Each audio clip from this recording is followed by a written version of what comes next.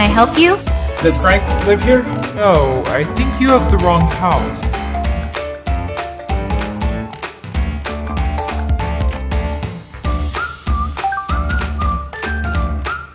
Hey, what are you doing here, man?